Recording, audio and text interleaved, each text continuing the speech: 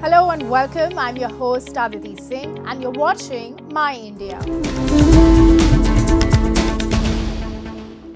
India is bolstering its global standing through strategic partnerships, trade agreements and high-level diplomacy.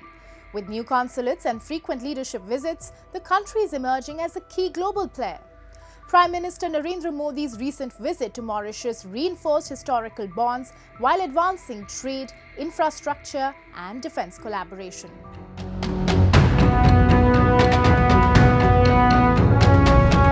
Mauritius, a strategic Indian Ocean nation, holds immense significance for India due to historical ties, cultural bonds, and its key maritime location. It plays a vital role in trade, security, and regional cooperation, with India investing in its infrastructure, defense, and Indo-Pacific strategy. Prime Minister Narendra Modi's visit as the chief guest at Mauritius's National Day underscores the deep-rooted ties between the two nations and India's commitment to strengthening bilateral relations. During the visit, he met with President Dharambir Gokul, Prime Minister Naveen Chandra Rangulam, and other senior leaders. A key aspect of the visit was India's support for Mauritius's sovereignty over the Chagos Archipelago, which has been a joint British-US military base since the 1970s. This stance aligns with India's broader Indian Ocean strategy to counter China's influence. What is important for India is that we need to focus on our strengths, and we have considerable strengths. We don't really need to be looking always over our shoulder to see what China is doing. We need to focus on our strengths, whether it is our cultural affinities with these countries, or in fact our stated foreign policy ideology and philosophy of being a Vishwabandhu, that is becoming a voice of the global South.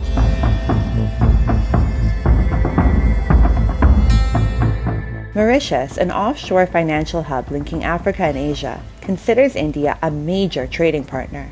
Bilateral trade surged by 132% over 17 years, reaching $554.19 million in 2022 to 2023.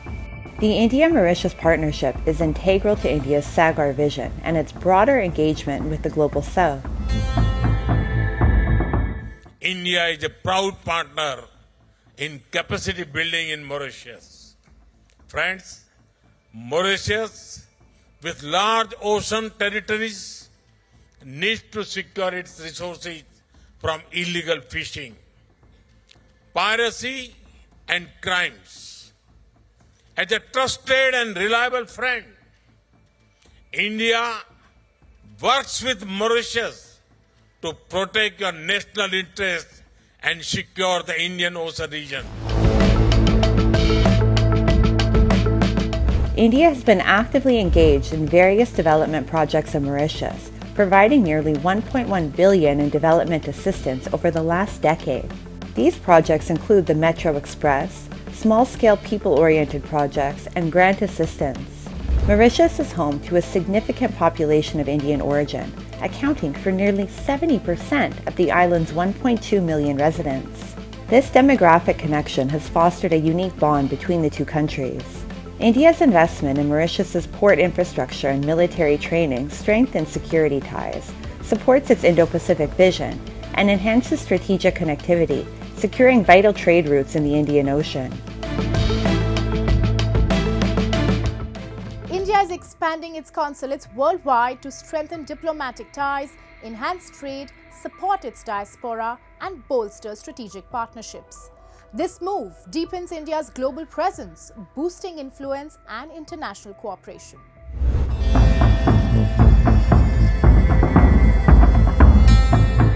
India maintains a vast and dynamic diplomatic network, including embassies in key capitals, high commissions in Commonwealth nations, and consulates in major cities worldwide.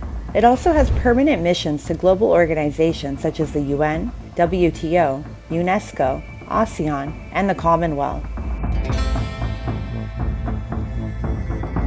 Further expanding its global presence, India has recently opened new consulates in Russia, the US, the UK, and Australia. These strategic initiatives enhance bilateral relations and provide better services to Indian citizens abroad, reflecting India's commitment to global engagement and diplomatic outreach. Focus number one is to obviously serve the Indian community, which is about 10,000 and growing. Focus number two is to explore the economic opportunities here. And we see those opportunities increasing because our ties with the UK are deepening. And this is also a meeting point in a way for the UK with the European Union. Focus number three is actually education and technology. India's expanding diplomatic network reflects its commitment to global engagement, economic growth, and community service. Over the last 10 years since the government led by Prime Minister Modi came to power, we have established 18 more embassies in Africa.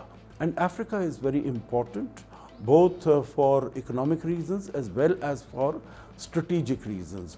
Also South America, one might consider it's far away, but then when we are talking about a multipolar world and global cooperation and collaboration in the United Nations, then every single country is important. By strengthening bilateral ties and opening new embassies and consulates, India enhances international cooperation, supports its diaspora, and advances strategic interests in trade, education, and technology worldwide.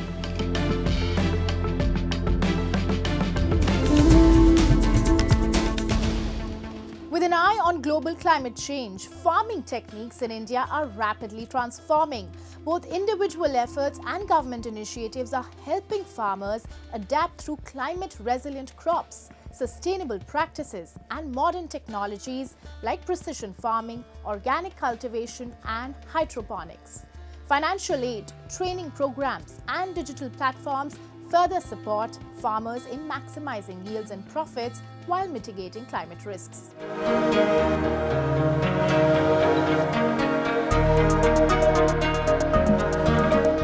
Barku Prabhu Dafal, a small farmer from the Pune district, Maharashtra, is thriving with a prosperous papaya and sapota farm. He has successfully adopted multi-crop cultivation, growing both fruits and vegetables on a single farm. However, this transformation only began after he met environmentalist Siddhesh Sakor, who guided him in modern farming techniques, helping him increase productivity and earn higher profits. कम से कम 1.5 या 2 साल हो गए। हमारा ये फ़ायदा होगा कि हम यही चाहते थे कि हमको कुछ तो कुछ जो फल वाला जो पेड़ है पौधा लगाना है, और उससे हमें अच्छा लगता है, मतलब पहले से ही हमें। तो मुझे मालूम पड़ा कि ऐसा एक कंपनी है कि वो ऐसा किसानों को सपोर्ट करती है। तो मैंने उनको मतलब साहब से मिला और बात किया कि ऐसा मुझे करना है। तो उसने बोला ठीक है कर देंगे। तो 1.5 साल से मैं उनके साथ उनका सपोर्ट मिल रहा है, काम कर रहे हैं हम।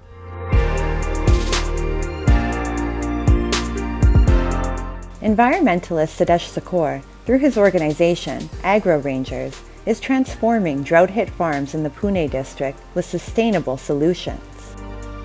By integrating agroforestry with fruit-bearing trees like papaya, mango, and guava, farmers are increasing yields, restoring soil health, and ensuring stable incomes.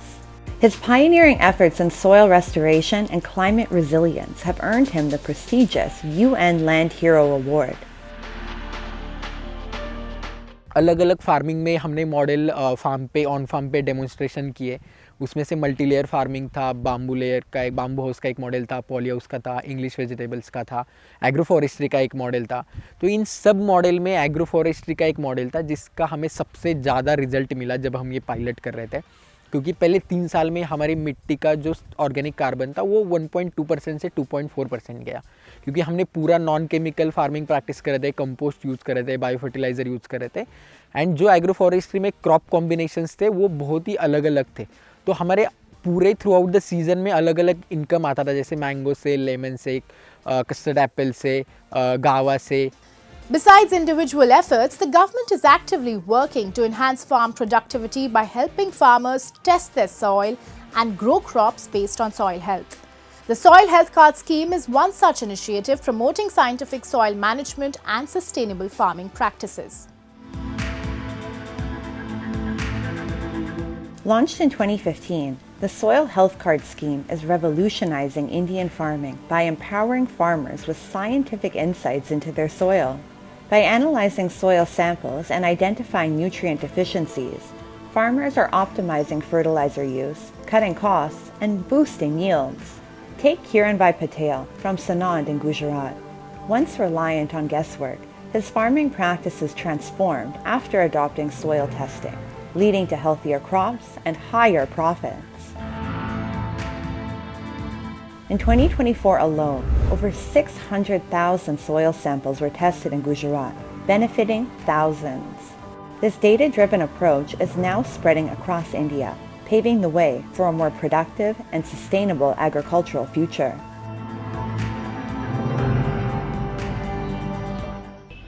मैं बोल ही नहीं सकता कि कितने मुझे लाभ हुए. पहले तो मुझे पता ही नहीं था मेरे खेत में कौन से तत्वों की कमी है और कौन से तत्व भरपूर है. मैं तो जो सब कुछ डाल रहे थे, सब लोग, सब किसान वही डाल रहा था. वो कहते नहीं है कि अट्टे कट्टे, हमारे गुजरात की भाषा में बोलते हैं अट्टे कट्टे. तो ऐसे ही सब लोग डाल रहे थे, मैं भी डाल रहा था. उसमें क्या खर्च ज़्यादा होता था, उपज नहीं आती थी और फसल में ज़्यादातर रोग आ जाते थे.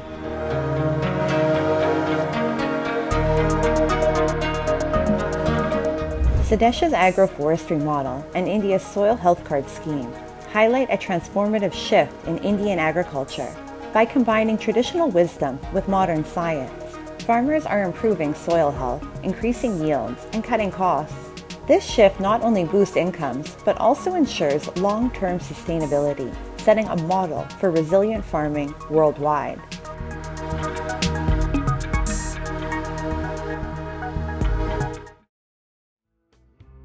In a heartwarming display of Ganga Jamuni Tehzeeb, the people of Kathua in India's Union Territory of Jammu and Kashmir set a beautiful example of communal harmony as Hindus and Muslims came together to celebrate Holi and Ramzan. Embracing each other with joy, they reaffirmed their pledge to unity, sending a strong message of peace and solidarity. Their celebration reflected the true spirit of India, where love, brotherhood and togetherness triumph over all. India, a multicultural cauldron of ethnic diversity and history, blends harmony and religion seamlessly with communities coexisting in solidarity. Whether it is the festival of Holi or Ramzan, transcending religious boundaries, people celebrate every festival with fervor and gaiety.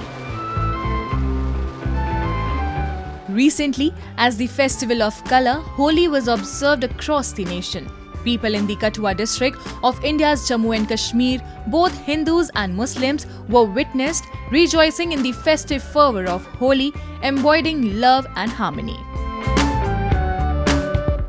Holi का जो त्यौहार है, जो साल में एक बार आता है और जो हमारा नमाज जुमा का एक बहुत ही एक बड़ा दिन होता है, तो आज रमज़ान शरीफ का दूसरा जुमा है, तो ये दोनों त्यौहार हमारे हिंदू मुस्लिम भाईचारे के एक साथ में आ गए थे. तो बहुत सारे सियासी लोगों को ऐसा लगता था कि न जाने इस दिन हम सियासत में रोटियां सेक लेंगे, लेकिन मैं अपनी पंचायत की ओर से, अपने गांव की ओर से, अपने डिस्ट्रिक्ट कठुआ की ओर से, अपने रियासत जम्मू व कश्मीर की ओर से पूरे हिंदुस्तान को होली की बहुत बहुत मुबारकबाद पेश करता हूं. हिंदुस्तान गंगा जमुना तहजीब है और ये जो हमने किया आज, ये गंगा जमुना तहजीब का नाम है.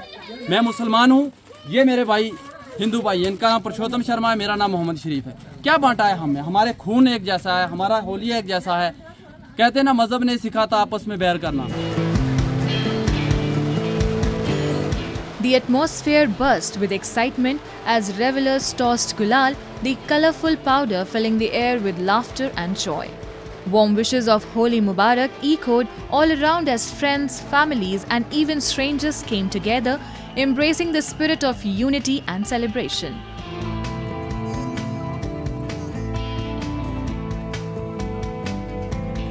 The festival, irrespective of region, religion and gender, brought happiness to each being, as alongside men, women were also seen as enjoying and cherishing the vibrant festival. हमें ये होली का त्यौहार जो है, हर त्यौहार हम बड़ी खुशी से मनाते हैं, बट जब से हम ये उम्मीद के साथ जुड़े हैं तो हमें ये सारे त्यौहार मनाने का मौका मिलता है और इसमें हम हिंदू लेडीज़, मुस्लिम लेडीज़ मिलजुल के मनाती हैं। Holi is more than just colors. It's a celebration of friendship, forgiveness and new beginnings. As the festival concluded, the spirit of love and harmony lingered, leaving behind memories of joy, unity and togetherness.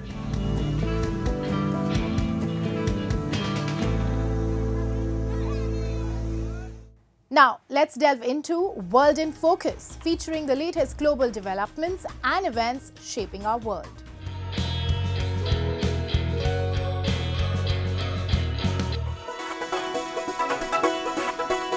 The Japan Culinary Art Award was recently held in Kyoto to honor the world's top chefs in Japanese cuisine. The event was organized by the Japanese Culinary Academy and supported by the Ministry of Agriculture, Forestry and Fisheries, as well as Kyoto City. A total of 13 chefs, including 3 international winners from the World Preliminary Contest, showcased their culinary skills. 日本の食文化は素晴らしいなとか、日本の農産物、海産物本当に美味しいなというふうに皆さんに思っていただく、そういったきっかけになることを目指してまして、海外の日本食を作っていらっしゃる料理人の方たちにこうした機会に腕を振るっていただいて、皆さんの地元の方たちに見ていただくことで魅力を伝えられることができるんじゃないかなと考えているところです。The chefs were given a time limit of 4 hours to prepare their dishes. They created traditional lunch boxes that showcase the essence of Japanese cuisine. 5 Japanese chefs were recognized for their exceptional skills. Meanwhile, foreign disciples of Japanese culinary art explored a diverse range of Japanese ingredients, inspiring them to craft even more exquisite and authentic Japanese cuisine.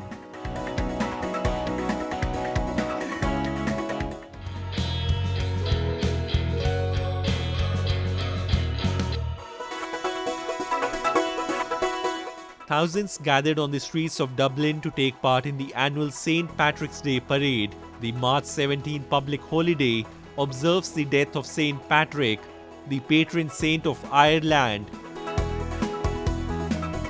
I think it's just the atmosphere of the day and celebrating the culture of Ireland. It's great to see people of all different corners of the world getting together, celebrating Irish culture and being in Dublin all together.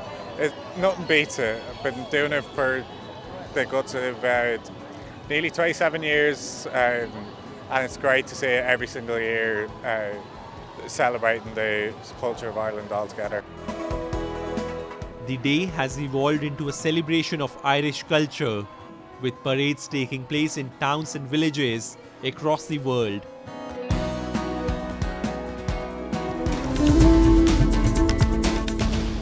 India's capital, New Delhi, is a captivating blend of history, culture and modernity, home to iconic landmarks, bustling markets, diverse cuisine and a rich heritage. Today we embark on a journey through its famed destinations, uncovering the vibrant diversity it has proudly preserved for centuries.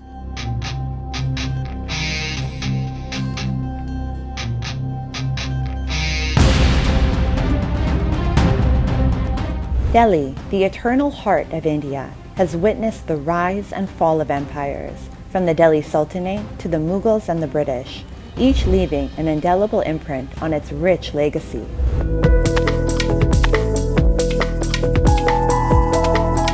Today, its majestic forts and heritage sites, from the Grand Red Fort and Jama Masjid to the ancient Qutub Minar and Humayun's tomb, stand as echoes of centuries past. The vibrant streets of Old Delhi, alive with the aromas of Chandni Chowk and the charm of historic Havelis, contrast beautifully with New Delhi's colonial elegance.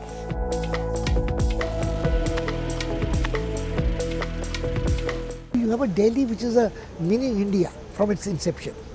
It is one unique feature. Then the monuments, which some date back to pre-Islamic times, some date back to Islamic Turko-Afghan Sultanate, some date back to Mughal period, some date back to late Mughal period like the Jantar Mantar for instance, when the Mughals had ceased to be powerful in Delhi. Then you have the colonial monuments like the Central Vista, the North Block, the South Block, the Rashtrapati Bhavan, which was called the Vice-Regal Lodge.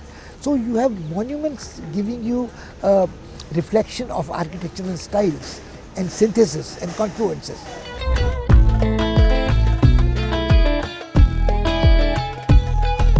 A timeless tourist treasure, Delhi invites travelers on a mesmerizing journey through its architectural splendor, cultural richness, and storied past. I feel that old Delhi is still very much underappreciated as far as it's concerned. People can visit areas such as Jama Masjid and all, which might be a wonderful experience for them. Beyond its rich heritage and modern skyline, Delhi is a shopper's paradise, where centuries-old bazaars meet contemporary luxury. In the vibrant lanes of Old Delhi, the air is filled with the aroma of spices, the glimmer of exquisite jewelry, and the charm of handcrafted treasures. Delhi Hut weaves India's diverse artistry into a colorful marketplace.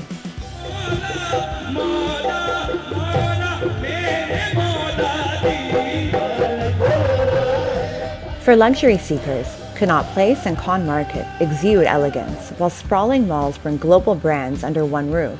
From heritage finds to high fashion, Delhi offers an unforgettable shopping experience for every taste and every budget. I really like going to Chandni Chowk, Sarojini Nagar as well. I've not been there as much as I've been to Chandni Chowk. You always such good ethnic pieces over there. So for the ethnic shopping, I think Chandni Chowk is the place to go to.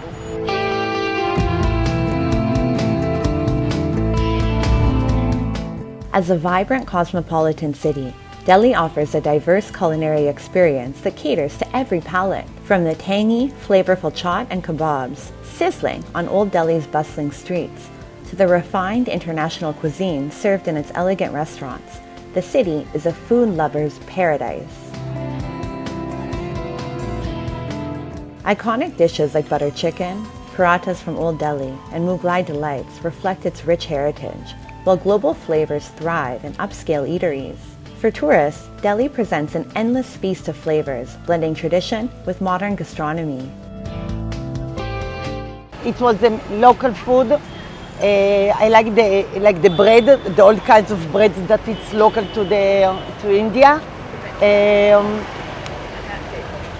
There was something like bread that inside was potato and rice. I don't remember the name of it. So it was also very, very tasty. Recently, I've been very much into street foods. I've been trying some new street foods, like we can say Chinese, even Afghani cuisine. Like it's very good. Delhi, a true melting pot of cultures, celebrates festivals from every faith with unparalleled enthusiasm, symbolizing unity and brotherhood. The city lights up during Diwali, resonates with devotion during Eid, bursts with colors on Holi, and embraces Christmas with festive cheer. Gurpurab processions, Navratri celebrations, and Durga Puja pandals further reflect its vibrant spirit. In this dynamic capital, traditions blend seamlessly, fostering harmony among diverse communities and making Delhi a living testament to India's pluralistic heritage.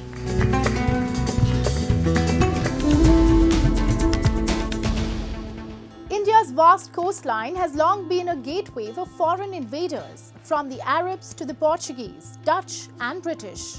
In 1498, Vasco da Gama's arrival in Kerala opened India's first European sea route, forever shaping its history. Today, Kochi stands as a living tapestry of these influences, a vibrant cultural and tourist hub where the past meets the present.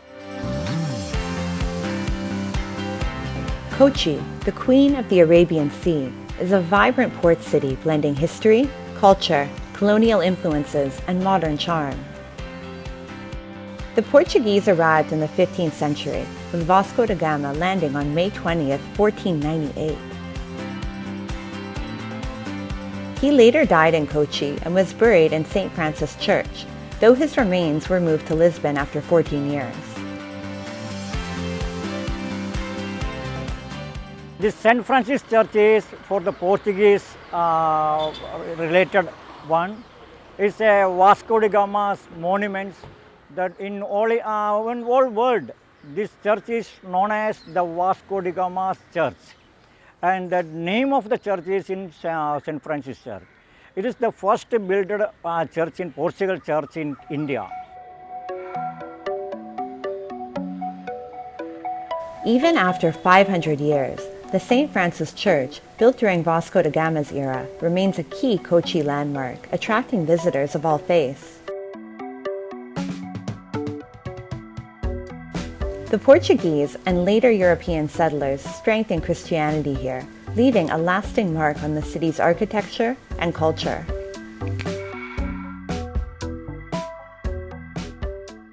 It was a beautiful church, very historic, and it was lovely to see the initial resting place of Vasco da Gama, as well as the transition from Portuguese, Dutch into the Church of Southern India. So very lovely, very historic. For tourists in Kochi, the Vasco da Gama Church isn't the only highlight. The Paradesi Synagogue in Matancheri Jewtown is another gem. Built in 1568, it is one of the world's oldest functional synagogues, renowned for its stunning architecture, wooden craftsmanship, and artistic beauty. It's an amazing synagogue. It's incredible to see how long it survived in India, see how well it's been taken care of, even though many of the Jews have left. I found everyone really welcoming. It was really, really brilliant experience to see the Jewish community in an area that often people don't think of as an area where there are many Jews. Synagogue is built 1568, oldest synagogue in the British Commonwealth. Jews came 2000 years back, came India. They came from Spain, Babylon, Baghdadi, from Israel, 2000 years back. Settled down, the place will call Krangano, north of the Kochi, 35 kilometers from the north. They will first landed. Kochi is famed not only for its history, but also for its 600-year-old Chinese fishing nets, introduced by 14th century Chinese traders. Still in use today, they are a major attraction in Vipin and Fort Kochi, where tourists can even join the fishing process. It's been great here, weather's been good, don't know time of year. We find it's all very interesting. We've seen the Chinese nets, know how it's operating. Haven't quite seen that before. And we've just seen the fishing nets and had a very interesting historic explanation of what they are. It's been very, very interesting. We're all fascinated, and some of the guys have had a go at fishing. The Chinese fishing nets feature a wooden frame, a suspended net, and a counterweight system with stones. Lowered into the water via suspension, they trap fish before being lifted. Their operation requires careful maneuvering and team effort for efficiency. So it's working with the help of a counterbalance and a cantilever system. It's mostly made out of wood, teak wood and coconut stump. And what they will be doing actually, they will be dropping the net inside the water for 5 or 10 minutes. They don't put any bait or any food in the net to attract the fish. Just dropping the net and waiting for the fish to come into the net.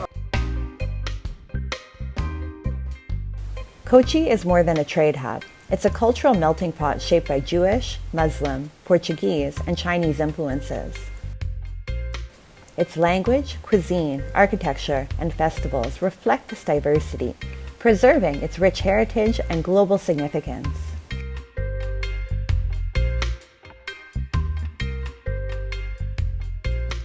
From colonial landmarks to ancient fishing traditions, this vibrant port city continues to preserve its rich cultural legacy, making it a timeless destination of global significance. And with that, we wrap up today's episode of My India. We will see you next week at the same time. Goodbye and take care.